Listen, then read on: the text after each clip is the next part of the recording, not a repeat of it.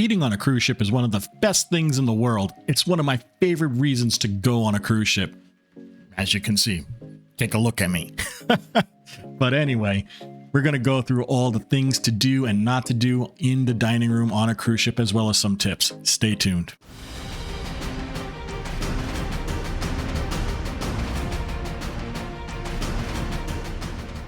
Hi everyone, Rob from Cruise Seekers, and welcome to our show and welcome to our channel. If you're new here, thank you so much for finding us. Today we're going to be talking about cruise dining. We've got a lot to cover here. There's about 10 tips and tricks and do's and don'ts that I have here for you folks. So we're going to start going through them one by one. I hope you get a lot of value from this, because when you go on a cruise for the first time, or even if you've been on a cruise many times, dining is pretty much one of the most important things you do. I mean, that's why a lot of people love to cruise. There's some things that people just don't do and haven't done for a long time, even though they have been on many cruises.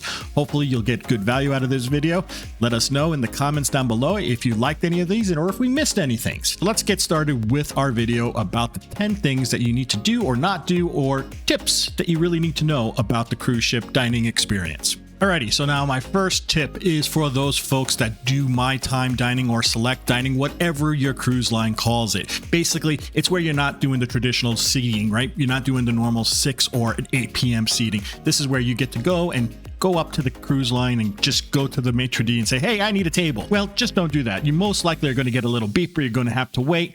Make reservations. A lot of cruise lines now for your My Time dining allow you to make reservations. Some of them even allow you to do such before you even get on the ship. So definitely think about doing those reservations. Get involved in a Facebook group. A lot of times if you're involved in a Facebook group, you might see someone who might be doing a back-to-back, and you get an idea of what the kind of show schedule is going to be ahead of time, and you can start setting and planning and deciding when do you want to eat. So definitely make your reservations early. Get a good idea when you want to go to eat. Make those reservations. It will make your life so much easier.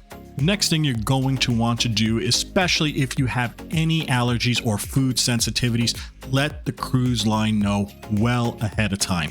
There's many different ways you can do that. Some cruise lines have a specific email that you can send to, so you can set that up. Some you can just call up, say, your loyalty program, and they will make sure that that's taken care of. There's a lot of different ways you can take care of your food allergies or your food sensitivities. You want to do that ahead of time. Now, if you did not do that, you can always go right to the main dining room right when you get on the ship and talk to the head waiter there.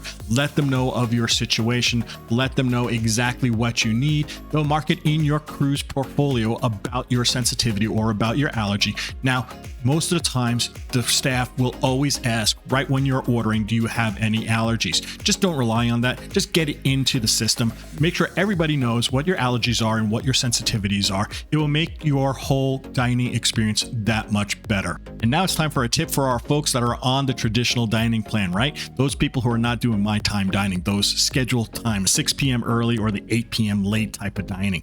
When you get on the ship, go and scope out exactly where your table is in the main dining room. This way you can make a decision. Is it a place that you want to eat? Is it near like the waiter station? Or is it near where all the waiters come in and out with the food? You don't want those tables, right? There's a lot of hustle and bustle, a lot of noise coming on from there. So definitely go there and make sure you scope out that table. Also, if you're in the middle of the dining room and you don't like being in the middle of the dining room, if you want maybe a window seat, you might be able to get that. So definitely ask. It never hurts to ask. My father always said, if you don't ask, you don't get. Now, this one is going to be good for folks who are going with more than one cabin. Like say you have 2 cabins with your kids in one cabin and you in another, so you're under 2 different reservations. Make sure your TA or the cruise line links those 2 reservations together. Or if you have even more, say you're going with a extended family group, make sure all those people are linked together. There's many different reasons. One of them is that when you make your reservations on the app, all those people's names will be showing up there so that you can say,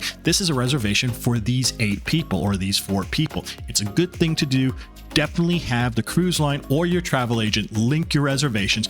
It will make your life so much easier. And if you have traditional dining, and if you have a large group, say of 8 people, and you have them all linked and you're in traditional dining, the nice thing is you can request a table for that size with your booking, and you'll make sure everybody's in the table with you for that time. So it's a great thing to do. Link those reservations. Make sure all the people in those reservations have the same dining arrangement, and it will make your life so much easier. Now, this one's a little controversial, but many different cruise lines do have a dress code still for the main dining room. Now, it's not going to be usually anything ridiculously formal, but definitely know your dress code before you go to the main dining room. Certain cruise lines like Celebrity, for example, men cannot wear shorts in the main dining room. It doesn't matter how nice those shorts are or how much you spent for those shorts and how much those jeans over there are cheaper than your shorts. It doesn't matter. You can't wear shorts. So know your dress code when you get there. It just makes things easier. You won't be sent back to your room like a little child being scolded at. Who needs that? Nobody needs that. Just check your dress code. Make sure everything's taken care of. Make sure you have a collared shirt with you just in case. Make sure you have everything you need before you get on that cruise. Okay, we're halfway there, so now it's a pretty good time to maybe even ask the folks here who are new to our channel, hey, how do you like this video? You like it? Think about subscribing and turn that notification bell on. It's so important to us and it means the world. It really does. We would love to have you as members of the Cruise Seekers crew. We do a lot of videos, we do cruise deals, we do things like this, tips and tricks about main dining room, about cruise lines, about drink packages. It's a good resource for you. So think about subscribing, turn that notification bell on. Thank you so much. Alrighty, so let's get started again. The next thing you're going to want to do when you are in a cruise ship and you're at the dining room, try new things, right? This is one of the great times in life where you don't have to worry about, if I'm going to like it and paying money for it. You've already paid for it. Try new things. See if you like something new. It's a great time to do that. You want to try snails? Give it a whirl. Hey, you never tried a piece of lamb? Give it a whirl. It's a great thing to do. You'll have a wonderful time. Also, ask your servers what they would recommend. Ask them what they personally like. So a lot of times on cruise ships, the waitstaff will try all the different things on offer for that day. So this way now they know what they like and they can also make those recommendations. Say, hey, I really liked this thing here. And that's great, right? You get kind of a insider information about what's really good tonight. Now, this is something I didn't start doing until relatively recently, and that is go to the main dining room for your breakfast or a brunch/lunch. The nice thing about going to the main dining room, it's a lot more chill than going to the buffet during those times. The food is also usually much warmer. If you like Eggs Benedict, it's best to go to the dining room for your Eggs Benedict, because you know what? A lot of times the Eggs Benedict in the buffets, they've been sitting out in the warmer for a little bit, and who knows, they might have gone hard boiled instead of, poached. So definitely go to the main dining room. I love going to the main dining room for my breakfast. And if possible, hey, try a lunch, try a brunch there as well. Now, this tip is for really the kind of the new situation that's happening in the main dining rooms currently right now as of this time.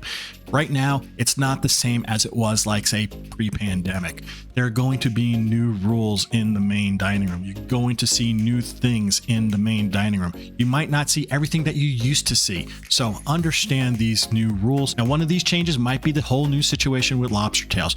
It used to be you can get as many lobster tails as you want. Not anymore. A lot of cruise lines are now charging for those second lobster tails. Another line has implemented, hey, you can get 2 entrees if you want, but any entree thereafter, we're going to charge you for. So know your new main dining room rules. Definitely understand that. Get a good understanding of that as well. Another bonus tip here for this situation of knowing the new rules, understand the new rules for room service. A lot of times beforehand, you might have got room service for free. Now you might not. When you do understand them and you do get to know them before you get on the ship, you're kind of going in there with eyes wide open and you're not terribly disappointed when you get there. And here's a real big don't for dining on a cruise ship. I just have to say this almost every video that I do about do's and don'ts or anything. It's just a big thing, and I like to just reiterate this over and over and over. Don't be late for your reservation or your scheduled dining time. It just throws everything off. It makes things much more difficult for the staff.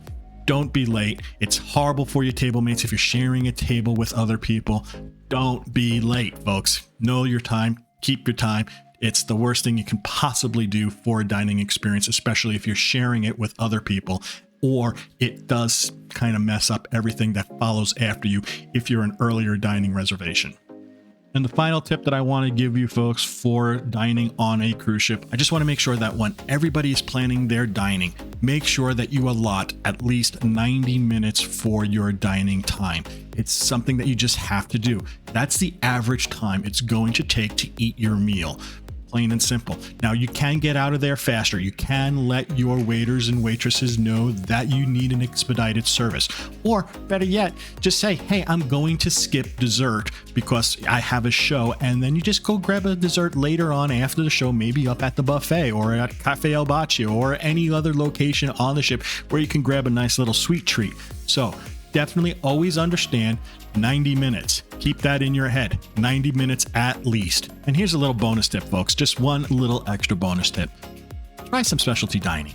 It's a really, really nice experience. Do one at least on your cruise. Kind of see if you like it. I personally really enjoy specialty dining. It's a nice thing to do, but I don't like going to specialty dining every night. I do like the main dining room experience too, but I also like one special night, maybe between my wife and I, so we can have like a really nice steak or maybe a really good Italian meal, or how about maybe some sushi.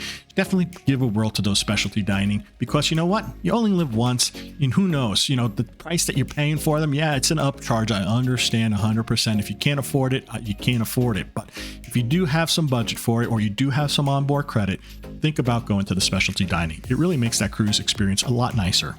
There you have it, folks. Those are my tips, tricks, and do's and don'ts for your dining experience on a cruise line. I hope you enjoyed this video. If you did, please think about giving it a big thumbs up. It really does help the YouTube algorithm a lot.